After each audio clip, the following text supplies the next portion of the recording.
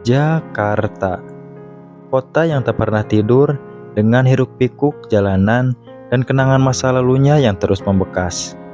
Salah satu dari kenangan itu adalah alat transportasi umum yang tak bisa dilupakan dan menjadi perkembangan ibu kota Jakarta itu sendiri.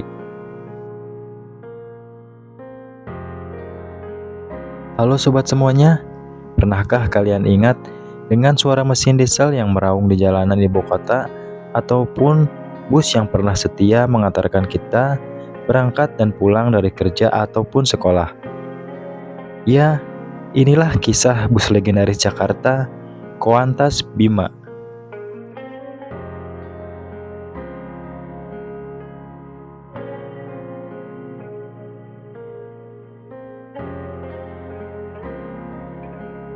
Koantas Bima atau singkatan dari Koperasi Angkutan Lintas Bismadia.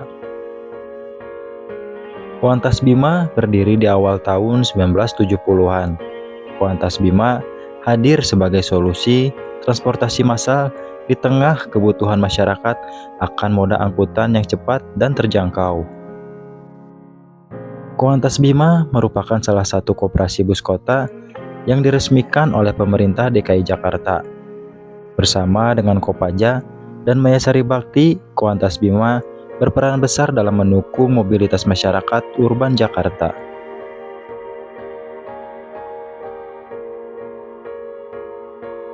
Di masa jayanya, Koantas Bima melayani trayek-trayek utama, terutama rute antar kota penyangga ibu kota. Beberapa trayek terkenalnya meliputi Bekasi Blok M, Depok Pasar Senen, dan Tangerang Grogol. Di era tahun 1980-an hingga tahun 2000-an, Koantas Bima menjadi pilihan favorit banyak warga Jabodetabek.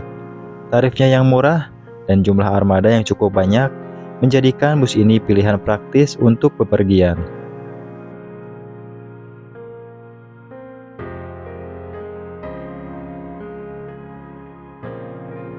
Setidaknya ada dua nomor bus Koantas Bima yang dikenal publik, yaitu 510 yang melayani trayek Ciputat Kampung Rambutan dan 102 yang melayani trayek Ciputat Tanah Abang.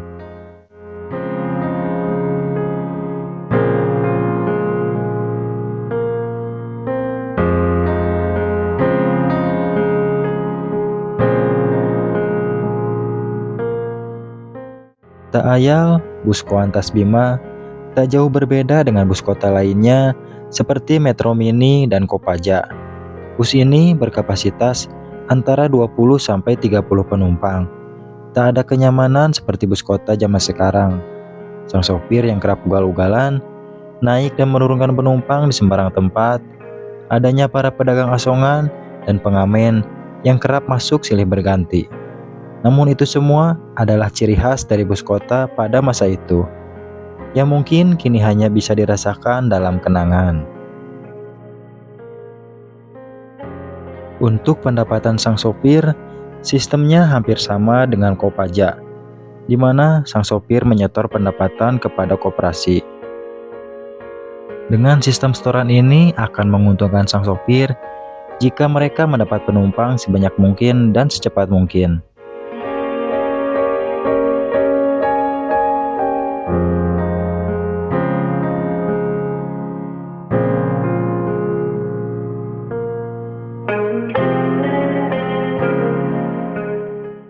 Seiring berjalannya waktu, modernisasi transportasi di Jakarta membawa tantangan besar bagi Koantas Bima. Masuknya bus Transjakarta di tahun 2004 dan sistem angkutan berbasis aplikasi perlahan menggerus eksistensi bus kota yang lebih dulu hadir di jalanan Jakarta. Banyak armada Koantas Bima yang mulai uzur dan kurang terawat. Beberapa unit bahkan diubah atau dialihkan ke jalur non-reguler dan atau mungkin ada juga yang sudah dibesi tuakan. Di awal tahun 2020-an, nama Koantas Bima mulai jarang terdengar di jalanan Jakarta. Beberapa trayek ada yang masih berjalan, namun jumlah armadanya terus berkurang.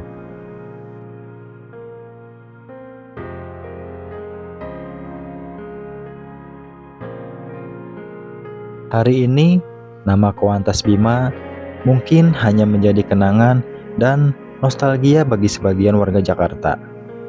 Namun, perannya dalam membangun sejarah transportasi ibu kota tak bisa dilupakan. Nama Kuantas Bima adalah saksi bisu perjalanan warga menuju tempat kerja, sekolah, dan tujuan hidup mereka.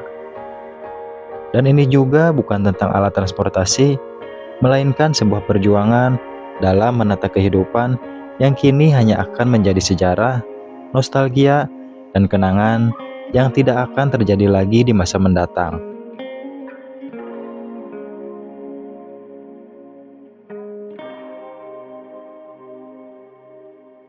Terima kasih telah menyaksikan sejarah singkat dari bus legendaris Kuantas Bima.